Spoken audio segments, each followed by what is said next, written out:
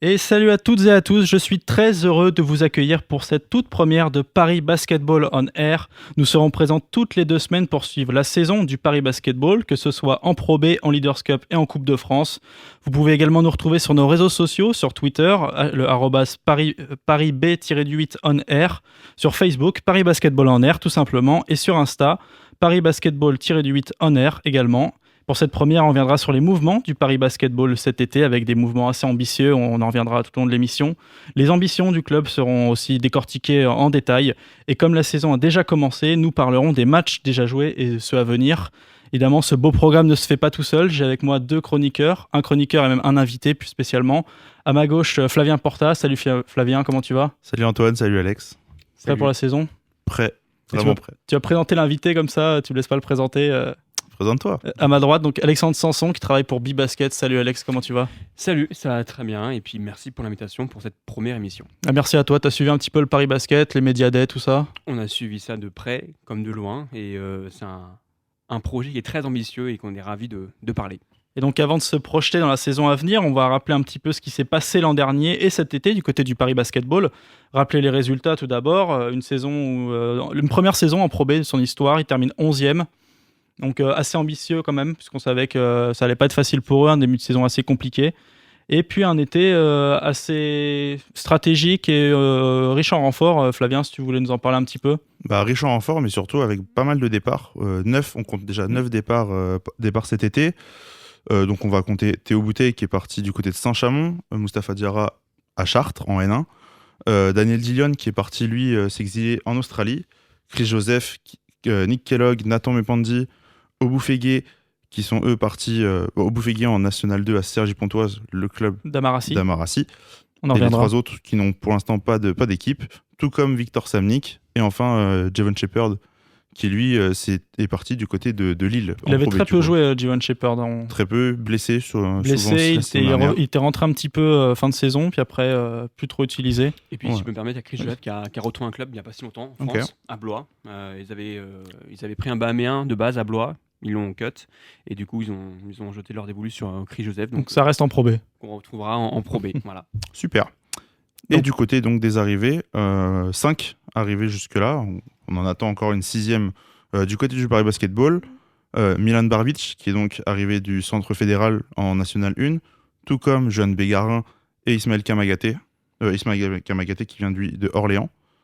Et Nobel Bungukolo, qui est arrivé cet été d'Espagne, et Amarassi de Monaco. Donc là, c'est intéressant que tu en parles. Donc, tu as parlé d'abord des 3 jeunes. On parle vraiment des 3 jeunes. On les compte un petit peu ensemble. C'est vraiment les 3 rookies de cette année qui ont quand même un gros potentiel. Alex, qu'est-ce que tu en penses de ces 3 nouveaux ? Clairement, c'était les 3 meilleurs, en tout cas, les 2 meilleurs au Centre fédéral pour Bégarin et pour Barbic. Le fait d'être dans un contexte professionnel va leur permettre de s'aguerrir davantage. Paris, en plus avec Jean-Christophe Prat comme coach, et peut-être le coach le mieux qui va les mieux former. C'est un coach qui est très porté sur la formation, la philosophie de jeu est portée avec des jeunes pour les faire progresser, et je pense que clairement à ses côtés ils peuvent clairement élever leur niveau de jeu. Et puis on a déjà pu voir déjà dans les matchs amicaux de Leaders Cup une prémisse du talent qu'ils avaient. Et puis surtout, ce que disait Jean-Christophe Pratt au Media Day, c'est qu'il avait ciblé ces joueurs-là. Très tôt dans la saison. Très tôt, dès le mois de février, c'était les joueurs qu'il voulait pour les 3 jeunes, et il pensait pas les avoir.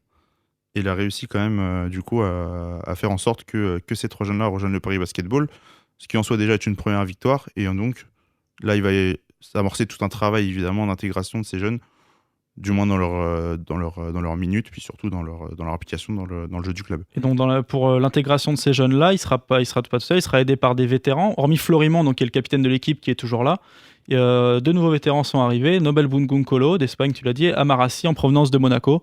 C'est vraiment de l'expérience, c'est même un peu surprenant parfois pour la Pro B quand même d'attirer ce genre de joueurs qui ont comme une belle cote clairement, en France. Aucun club à part Paris ne pouvait les attirer. Clairement, ce qui a été vendu, c'est le projet. C'est Paris. C'est vraiment aussi ce que David Kahn veut faire, on va dire, importer, c'est Paris. C'est Paris, la marque, comme le PSG, c'est la marque Paris. On vend ça. Et c'est deux joueurs qui ont grandi en région parisienne et qui, notamment, comme le disait Marassi, n'avaient jamais eu l'opportunité De jouer chez lui. de jouer chez Lui lui. qui est de Cergy, tout ça, il a son club, il a sa famille, ses proches, il en parlait au Média Day. Ouais. Exactement, et c'est vraiment un des gros éléments qui a fait qui sont venus en Pro B, alors que c'est des joueurs qui n'ont pas du tout qui ont le niveau pour jouer carrément pour l'un en Euroleague, je pense à Nobel Mukolo, et pour la Jeep Elite pour Amarassi, quoi. Donc il y a une belle enveloppe aussi derrière, c'est ce qui aussi permet d'attirer ces joueurs-là, parce que bon, Ouais, ils sont pas venus pour 4 000 €, hein, les mecs. Le club se donne Clairement, les moyens de réussir. Ouais. ils se donnent les moyens pour réussir, et je pense que pour les jeunes qu'on parlait juste avant, ça va être extrêmement bénéfique d'apprendre à leur côté.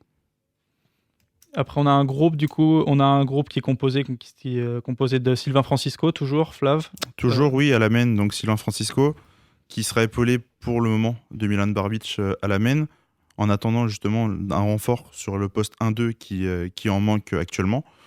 Au poste 2, en arrière, on va retrouver Gauthier Denis cette saison, qui se décale donc au poste d'arrière. Qui est plus un 3 de Qui base. est plus un 3, qui a joué 3 la saison passée, et qui va jouer poste 2 cette année, avec John Bégarin, du coup, qui sera son backup.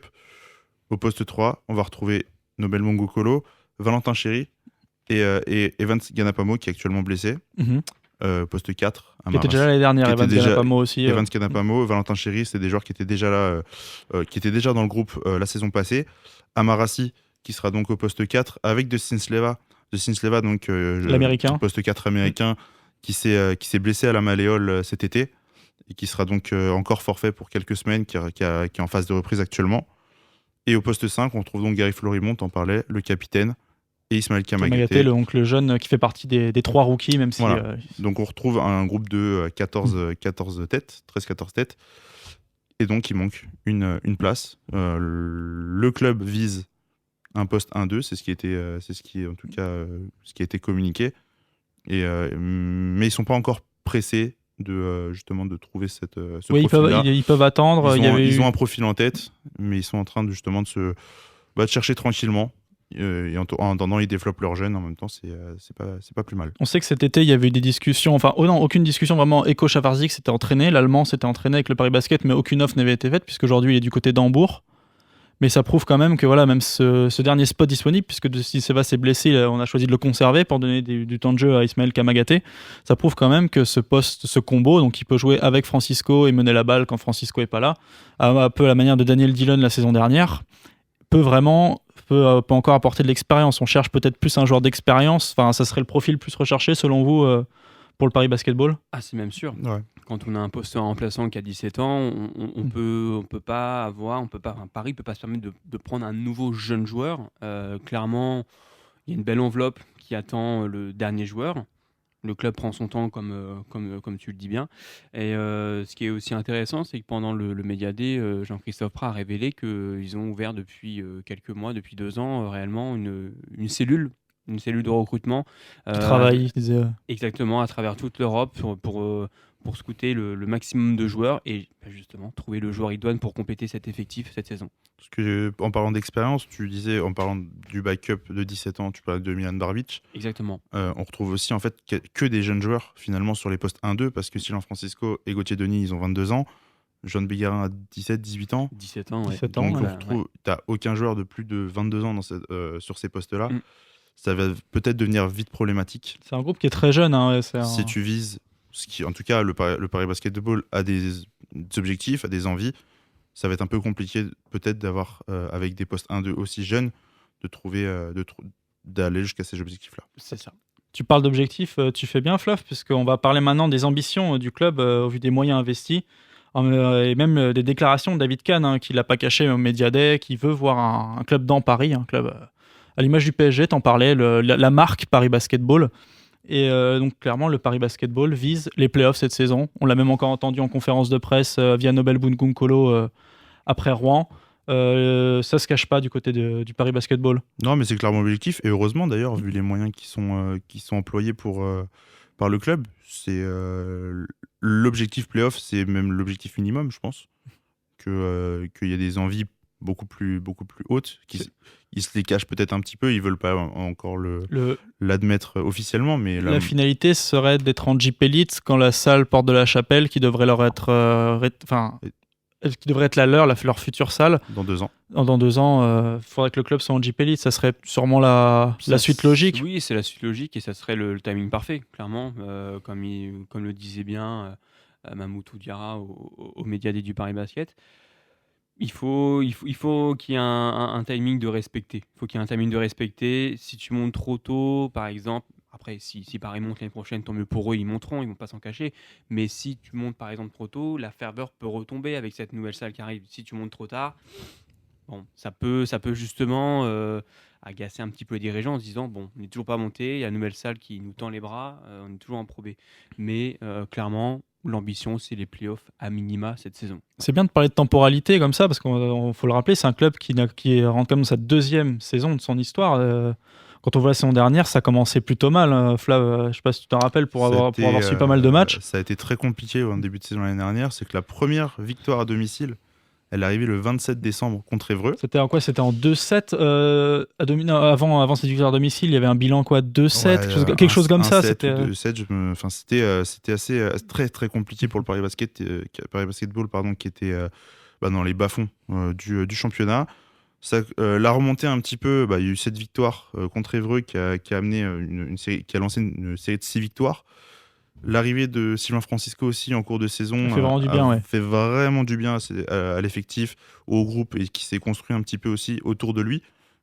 Il a pu prendre ses marques et prouver simplement qu'il pouvait avoir de l'impact avec le Paris Basketball. Une capacité aussi à enflammer une foule, ce qui n'est pas négligeable aussi. Oui, bien sûr. Voilà. Et donc, au final, le Paris Basketball a terminé, tu le disais, 11e, avec 16 victoires, 18 défaites, pas de play-off. On y a cru un petit moment. On y a cru. Les Parisiens y ont cru, je pense, presque jusqu'au bout. Et au final, le club ressort d'une belle saison, une belle saison de lancement pour un club, tu le disais, qui était très jeune, qui est créé en juillet, qui a démarré la compétition en septembre. De terminer 11e du championnat, c'était une bonne saison. C'était une bonne saison, et maintenant quand on voit l'expérience acquise par ces joueurs restés au club, comme Dustin Sleva qui reviendra, pour l'instant on ne peut pas trop en parler, et l'expérience des joueurs arrivés, ça peut promettre un beau mélange, mais on sait que la Pro B est quand même assez relevée. On va en parler après dans les affiches. Et puis tout à l'heure, on parlait d'objectif Jeep Elite, mais il y a une condition cette saison, c'est qu'il n'y a qu'une seule montée, ce qui restreint énormément aussi la possibilité de pouvoir accéder à la Jeep Elite dès cette saison. C'est ça, c'est un saint graal. Clairement, il n'y a aucun club de Pro B qui déclare ouvertement viser la Jeep Elite. C'est beaucoup beaucoup trop. D'abord les playoffs et après. C'est ça. Après, on pour verra. Certains, c'est le maintien. Pour d'autres, ça minima les playoffs. Mais ouvertement, l'année dernière, on avait par exemple Pro Anne et Orléans qui étaient les 2 mastodontes de Pro B qui légitimement déclarent ouvertement on veut retrouver la Jeep Elite. Là, cette saison, avec une seule montée, comme le dit très bien Flavien, calme, prudence. On ne peut pas se permettre, les clubs ne peuvent pas se permettre d'anticiper une potentielle montée en Jeep Elite. Construction, travail, et on essaie de former les jeunes toujours. C'est très important ça. Voilà. Oui, mais après, on a justement, qu'on a vu avec l'effectif, tu as amené de l'expérience et tu as ramené aussi du talent. Avec un petit mix de tout ça, tu peux quand même avoir un groupe qui peut bien fonctionner et ramener pas mal de victoires en saison régulière et pourquoi pas après en play-off. Avec un style de jeu assez bien défini aussi. Bien sûr. Ça va jouer vite, il y a des qualités athlétiques chez les jeunes. Ça va défendre très très fort. Ils ont pris des profils qui se rejoignent plutôt bien ensemble, qui vont pouvoir jouer justement bien ensemble, clairement. C'est l'objectif pour eux. Et il y a moyen de créer quelque chose d'assez intéressant autour de ces jeunes, de cette expérience et même du groupe qui était là avant. On voit déjà une bonne ambiance dans ce groupe-là, ça commence à vivre. Après, sur le terrain, ça prendra le temps que ça prendra et tout ça, mais on voit même via les réseaux sociaux, parce que c'est un club qui est très présent sur les réseaux, une vraie cohésion d'équipe, que ce soit par la vanne envers les rookies avec Poli, on va quand même en parler, parce que je pense qu'il reviendra souvent dans nos discussions. On essaiera de l'inviter peut-être. Et ouais, on sent vraiment aussi des vétérans qui assument ce rôle de formateur quand même si ce sont des joueurs à part entière, on assume aussi ce rôle de formateur pour des pépites justement dans une Pro B assez relevée et un petit peu compliqué d'assumer son envie de monter. C'est important d'avoir ce genre de personnes. Mais clairement, si des joueurs comme Nobel Bongo Colo ou Amarassi sont venus à Paris, c'est également pour transmettre le flambeau. pour transmettre aux joueurs ce qu'il faut faire sur un terrain, leur apporter des conseils, mais aussi en dehors du terrain. Ils sont venus là pour ça également, encadrer les jeunes. Et en plus, comme je disais, avec Jean-Christophe Prat, qui est un formateur dans l'âme, je pense que les jeunes vont être bichonnés, quoi, clairement. Et ils vont progresser je pense, plus vite qu'on ne pense. Ouais. Plus vite, tu penses? Oui, plus vite que l'on pense que dans certains clubs. Je pense que si c'était dans un autre club où il y a des entraîneurs qui font un petit peu moins confiance aux jeunes sur un terrain, peut-être qu'ils n'auraient pas la progression que normalement on va attendre d'eux. C'est vrai que Jean-Christophe Prat en parlait, la méritocratie vraiment, et le fait d'avoir conservé le contrat de Sinisleva, c'est pour accorder du temps de jeu à Kamagaté, qui en trouvera petit à petit cette saison. Puis aussi, on parle des ambitions du club, ambitions sportives, mais aussi ambitions d'infrastructure. On sait que les infrastructures pour le Paris Basketball sont assez intéressantes, notamment via leur centre d'entraînement, qui a l'air d'être un petit bijou. On n'y est pas encore allé, je pense qu'on s'y rendra assez prochainement. Et qui a l'air d'être, en tout cas les joueurs et le staff en sont très heureux de pouvoir s'entraîner là-bas et sont dans des conditions que tu peux sûrement pas retrouver dans d'autres clubs de Pro B. Ça, c'est une certitude. C'est vrai que pour une première année et demie, parce qu'on va parler de l'été un petit peu, il y a quand même eu une image proposée par le Paris Basketball qui était quand même assez... On était assez étonnés de voir des choses comme ça, par exemple le partenariat avec Adidas. Ouais, On voit par exemple James Harden avec un t-shirt du Paris Basketball. On pense même au rappeur Joker. Ça date un petit peu plus. Mais, et son clip où il a un t-shirt aussi. Il y a une vraie image proposée. C'est aussi une ambition de réussite et de... c'est l'image du basketball parisien qu'ils veulent simplement représenter. Ce qui manquait, ouais. Voilà, et à l'image de James Harden et Donovan Mitchell cet été qui étaient venus à Carpentier pour l'événement Adidas, faire entre guillemets du coup, faire la promotion du Paris Basketball. Ça montre également les ambitions à niveau de cette communication-là. Ça montre aussi ce que le club veut représenter et vise pour représenter aussi le basketball français dans son francilien et français, oui. Francilien aussi, dans une première partie et français dans une durée bien plus éloignée. Messieurs, on va analyser un petit peu les derniers matchs du Paris Basketball avant de parler des prochains, donc ceux qui ont déjà été joués, parce que la saison a déjà commencé, même si la Pro B commence demain, donc le vendredi. Premier match, Chaland contre le Paris Basketball, donc c'était de la Coupe de France. C'était de la Coupe de France, c'était Chaland donc en National 1. Victoire 80 à 74, donc c'était là-bas. Oui, c'était un match un peu particulier pour Paris. Match de reprise, ils avaient fait des matchs amicaux justement au centre d'entraînement. Oui. Mais qui ressemblait pas du tout à ce qui allait se faire ce qui s'est passé en Coupe de France au niveau de l'intensité, même au niveau tout simplement de la durée du match, etc. Et Paris a eu un peu de mal à se mettre dedans au début de la rencontre et était mené. Chaland est vraiment pas passé, loin de l'exploit. C'était un beau défi pour ça a été un beau défi hein. et en fait dans le troisième quart-temps et même quatrième quart-temps, Paris a resserré sa défense et c'est ce qu'on va revoir après dans plusieurs matchs, c'est cette capacité à faire bloc. C'est ce que tu disais tout à l'heure. Pas prendre de points. Après, ça implique aussi que Paris a quelques difficultés en attaque, mais en défense, c'est solide. Il y a une capacité à intercepter le ballon aussi qu'on a revu dans ces matchs. Et Paris s'en était sorti ce jour-là grâce justement à sa défense, et qui deviendra, comme Jean-Christophe Prat aussi en parlait récemment, c'est un peu l'identité de jeu du Paris Basket et c'est ce qu'ils veulent imprégner. Voilà. Ensuite, la Leaders Cup Pro B a commencé donc, dans un groupe composé donc, du Paris Basketball, de Rouen et d'Évreux. Le premier match à Rouen est perdu, 84-76. Il faudra attendre le deuxième match de Leaders Cup Pro B pour gagner. Donc à Évreux, 85-90. Alexandre, il me semble que tu étais à Évreux ce jour-là. Qu'est-ce que tu as pensé un peu de cette rencontre d'Évreux du Paris Basketball ? Oui, j'étais bien présent à la rencontre entre Évreux et le Paris Basket. La première mi-temps pour Évreux était excellente. Pour le coup, était excellente. Une réussite assez insolente à 3 points, 7 sur 11 à la pause. De quoi distancer son adversaire d'une dizaine de points. Paris était pas très reconnaissant. On avait du mal en fait à imposer son jeu, clairement. Tout s'est clairement joué dans le troisième quart-temps où Paris a complètement renversé la situation.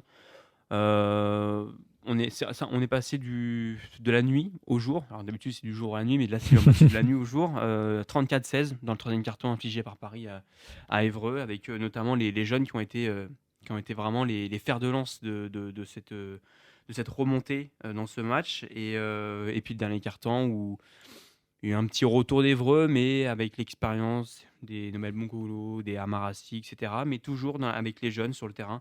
Paris l'a emporté en assurant notamment sa première victoire dans cette Leaders Cup 85-90. Mais il y a eu deux visages. Il y a eu deux visages aussi bien mais pour les deux équipes. Hein. Il y a eu une très bonne première temps pour Évreux. Et donc par conséquent une mauvaise pour Paris. Et la demi-temps, totalement à l'inverse. Voilà.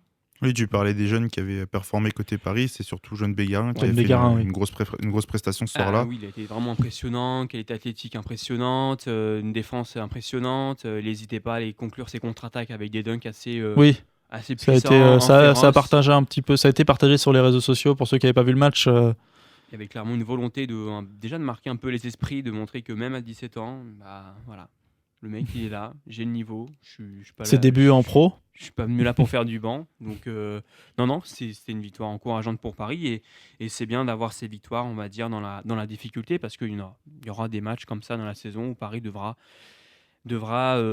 s'employer pour l'emporter. Justement, match d'après, donc match retour. Enfin, si on peut parler de match retour, donc premier match à la Halle Carpentier C'est ça. pour le Paris Basketball contre Évreux, pareil. Et là, défaite 85-89. Match compliqué quand même pour le Paris Basketball. Match qui fait mal, une défaite qui a fait un petit peu mal au moral quand même au club parisien, puisqu'ils avaient le match en main, honnêtement. Oui, clairement. Ils ont eu le match en main, ils ont été... et on parlait des jeunes qui avaient été très bons au premier match à Évreux. Là, ça a été beaucoup moins le cas. On est très vite passé d'une belle avance à 4 points de retard. Et là, ça a été très compliqué de se remettre dedans et de reprendre le lead face à Évreux. C'est un peu le scénario du match là en fait. Hein. Il y a une bonne avance C'est pour une ça, équipe. voilà, et et puis clair. après, un Et tu retour te de rattrapes. l'autre. Bien sûr. Ouais. Et c'est dans ce match-là où Sylvain Francisco sort. Sort sonné, sonné. qui prend un coup à la tête, qui sort en deuxième mi-temps, qui revient pas du coup du match, qui a été mis sous contrôle médical dès le soir. Ça va mieux depuis, évidemment. Ça va mais, mieux, on l'a revu après. On l'a revu jouer contre Rouen après, mais petite frayeur quand même pour le meneur. Paris derrière n'a pas trop de solution si Francisco est blessé. C'est vrai que Jean-Christophe Rath avait prévenu ces jeunes qui avaient été bons à Évreux, que le manque de constance faisait partie de la jeunesse aussi, des choses comme ça. On l'a pu le voir sur ce match-là, et c'est Gary Florimond d'ailleurs qui a dû prendre les choses en main, au moins dans les stats et même dans la bataille à l'intérieur, puisqu'il y a eu un vrai défi. On a vu Kamagaté qui avait un peu de mal, mais qui s'est battu aussi. C'était vraiment un beau test physique pour le Paris Basketball. Non, vas-y. Mais pour Paris, avec ces jeunes, c'est le revers de la médaille. C'est cette inconstance. Oui. Ils sont jeunes, ils vont avoir leur qualité, cette insouciance, de la vitesse, etc. Mais aussi, le revers de la médaille, c'est justement le manque d'expérience. Comment on gère une fin de match où on est devant. Ça va être également de prendre des décisions sur le terrain, etc. Mais malgré tout, c'est les défaites qui sont... en tout cas, la défaite, elle est encourageante. Hein. Il n'y a que 4 points d'écart au final. Je pense que Paris...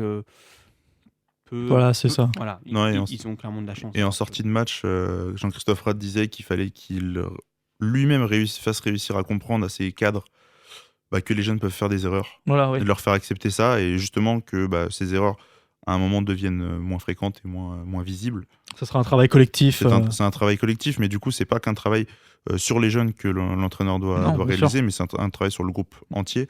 C'est réussir à faire accepter que des jeunes très talentueux peuvent faire des erreurs au début, et donc les faire progresser et les amener à un niveau bien supérieur.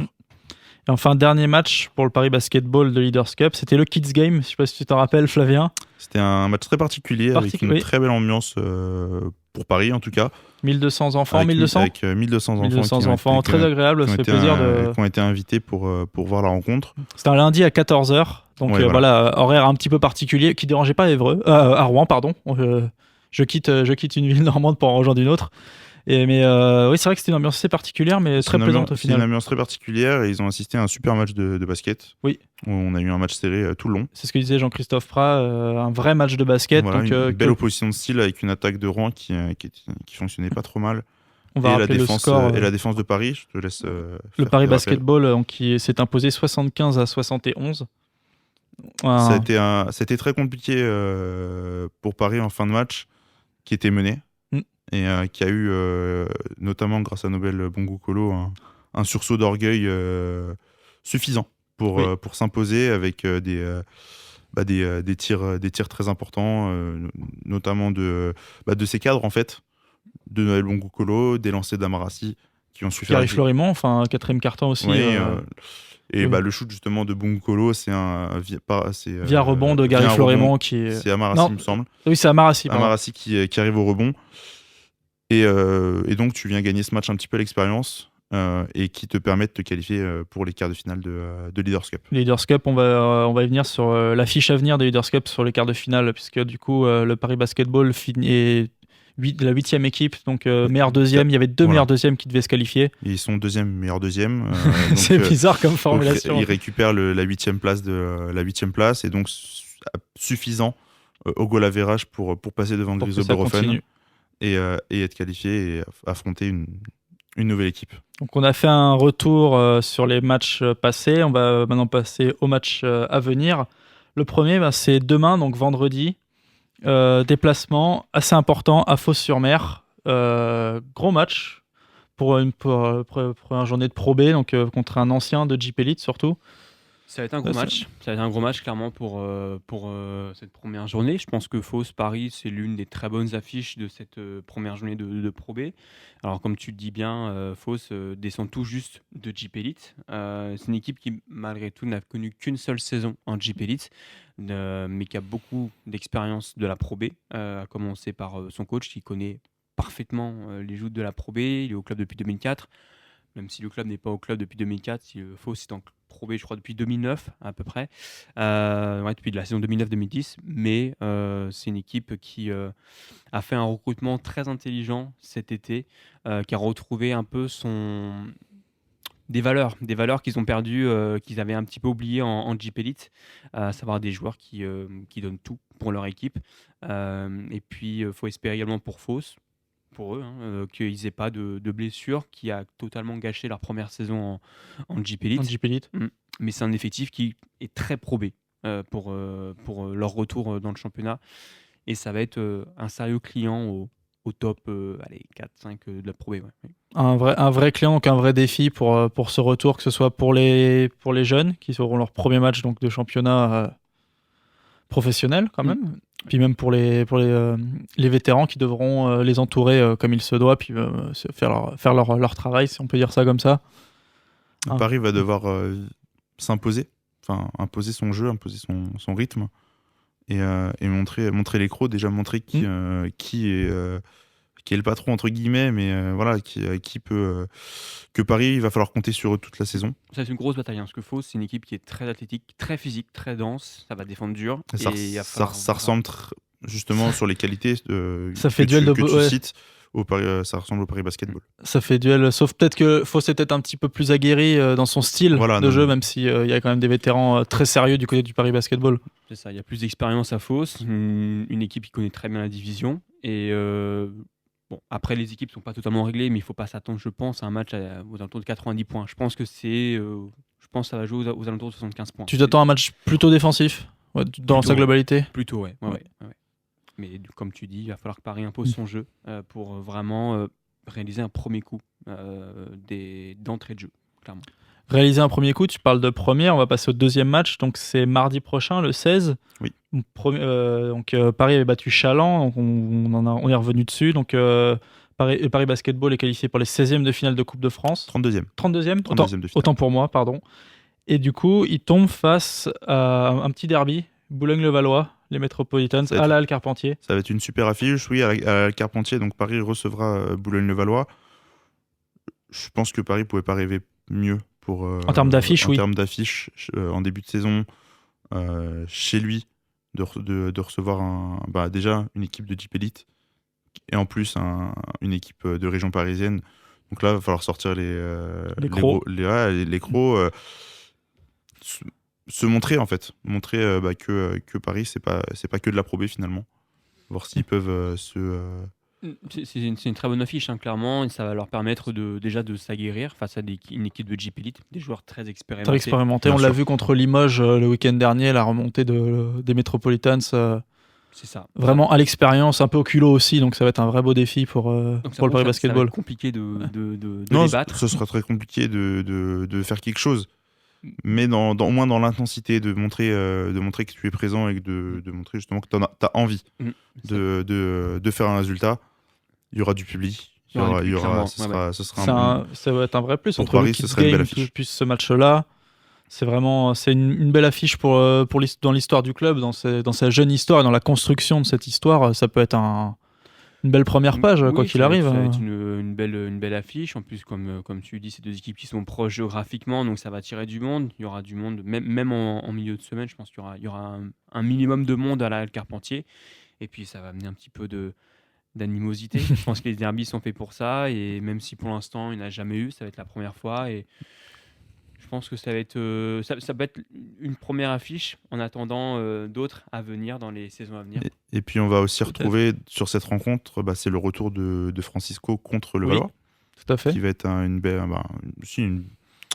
beau moment à voir, ou peut-être un revenge game entre guillemets. Oui, je pense qu'il aurait envie de performer, de se montrer, ouais. Bien sûr. De se montrer face à son ancienne équipe. C'est ça, même si le plus important pour Paris, ça reste le championnat. Ça restera le championnat, mais ça restera vraiment le championnat au-delà de la Coupe de France et de la Leaders Cup. Mais il y a un petit sentiment, il y a un petit. Bien sûr, il y a une envie de faire bien, tout simplement. Face à une équipe, on peut rappeler quelques noms. Il y a Briante Weber qui jouait en NBA, qui est passé par les Hornets. Sacré trash talker. Ouais. Ça parle beaucoup, oui. Il y a David Michino, quand même, le capitaine de l'équipe, qui a été drafté en NBA aussi. Drafté par les Los Angeles Clippers, oui, exactement. Ouais. C'était en 34e position, je crois, mais c'était au second tour. Ouais, c'est des joueurs qui ont de la valeur, qui ont de l'expérience, donc ça va être un vrai beau défi. Le 19 octobre, retour en Pro B et toujours en déplacement face à Quimper. Donc pareil, Quimper, équipe qui ne se cache pas, qui joue dur, qui a des ambitions. Peut-être un petit avantage pour le Paris Basketball, c'est au poste de pivot. Peut-être Quimper se cherche encore un petit peu. Oui, le pivot, c'est sur le papier, Quimper, c'est pas forcément le point fort de l'équipe. Il y a quelques petits doutes qui subsistent pour l'instant sur leur pivot actuel qui est jamaïcain, Ryan Red, qui a fait 2 petits passages en France, en Pro A, qui a joué à Rouen et à Nancy. Après, il y a aussi un petit doute sur le meneur de jeu, qui est bulgare, qui découvre la Pro B, Marinov, qui pour l'instant a un petit peu du mal à s'adapter au championnat. Donc, Quimper peut très rapidement faire des ajustements dans son effectif. Mais c'est une équipe qui est assez portée sur l'attaque, Quimper. Pas trop défensive, qui est moins athlétique, moins dure. Et c'est là où Paris a un avantage peut-être. Un avantage dessus, oui, clairement. Coaché par un ancien international français, Laurent Forest, qui est revenu bronzé de Chine il n'y a pas si longtemps. Non, ça va être un beau duel. Et je pense que c'est un match qui peut, à contraire de Fos, qui peut tourner sur un match assez offensif. Ouais. Et Paris a des cartes à jouer dessus. Plus de chances de dérouler pour le Paris Basketball, tu penses ? Oui, c'est moins dur en défense Quimper.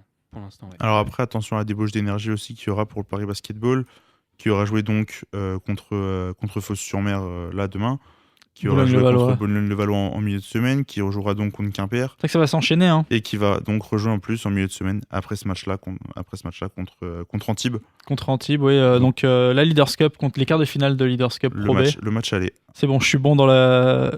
C'est bon. C'est bon. Non, oui, le match aller donc, de Leaders Cup Pro B contre Antibes, ancien de Jeep Elite aussi, donc relégué de Jeep Elite. Début de saison, vraiment plein d'expérience pour le Paris Basketball au final. Hein. Face à une équipe d'Antibes qui a perdu Isaiah Cordinier notamment, qui est parti à Nanterre.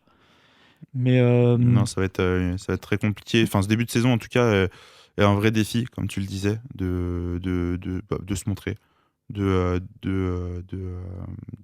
montrer tout simplement que Paris a le niveau de ses ambitions, peut se mettre au niveau des meilleurs de la Pro B.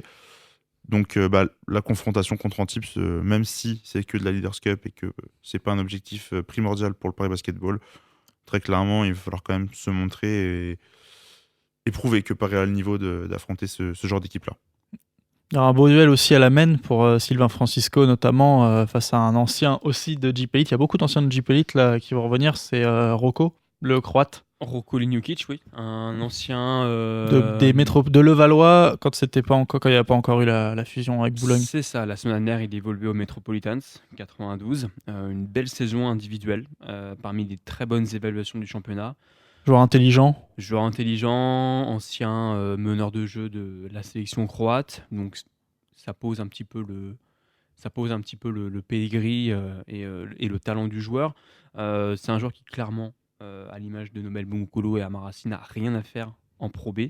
Lui, tu nous disais que c'était plus un choix de vie plus familial pour lui. Il y a un choix de vie, clairement. Je pense d'abord il y a un cadre de vie dans lequel il voulait se sentir bien, et ensuite il y a également comme on dit, les joueurs prennent souvent en compte l'aspect familial dans leur choix de carrière, et il y en a un pour Rocco Liniukic, puisque sa fille fait la natation, et Antibes possède un très bon club de natation en France, parmi les très réputés, et du coup le joueur et le club ont, on va dire, d'un commun accord signé ce contrat. Donc, mais c'est un joueur qui va clairement apporter pour Antibes, et qui sera l'une des attractions de championnat à l'image de son équipe, quoi. Donc là, 4 premiers matchs, 4 matchs très compliqués. Donc, tous les matchs seront compliqués, mais des vrais beaux challenges pour commencer cette saison pour le Paris Basketball. Ah, clairement, et on a hâte de voir dès demain soir. Dès demain soir. Le début de ces affiches-là. Très peu de domiciles pour l'instant, hormis contre les Metropolitans. Ça viendra pour la deuxième émission. Ouais. Ça arrivera tranquillement. Exactement. Donc, le 27 octobre. Contre. Sous Fulveiersheim. Ça va. C'est pas un cadeau empoisonné. Je savais que tu savais le dire. C'est pour ça. Donc voilà. Et il me semble que c'est un dimanche. C'est un dimanche à 17h. Super. Donc il y aura du monde et une belle première en Pro B à domicile pour le Paris Basketball. Un match qu'on suivra comme tous ces matchs-là, que ce soit sur les réseaux sociaux quand les matchs seront à l'extérieur, ou on verra. Ou à domicile, dans la salle. Vous avez déjà pu voir comment. Pour vous faire vivre la rencontre de l'intérieur. Messieurs, si vous avez un dernier mot pour cette première de Paris Basketball on Air. Très heureux d'avoir débuté ce projet, et hâte que la saison se déroule. Continue de commencer. Exactement. Ce qui veut rien dire. Ravi de cette première, merci de m'avoir invité. Merci à toi d'avoir accepté, surtout. C'est une première émission à l'image du Paris Basket, encourageante. C'est un projet encourageant. Nous avons la notation encourageante de monsieur Alexandre Sanson de Bibasket. C'est noté. C'est la fin donc cette première de Paris Basketball en Air. On salue toute l'équipe de Paris Basketball en Air. On salue Samuel, on salue Lilian, Emmanuel et Yonim, bien évidemment, qui est à Montpellier en ce moment, mais qui est grand supporter du Paris Basketball et qui animera la prochaine. En attendant, vous pouvez continuer à nous suivre sur les réseaux sociaux. Le replay du podcast sera disponible tout de suite, quasiment. Oui. On va continuer, et à très vite pour la prochaine. Salut. Ciao. Ciao.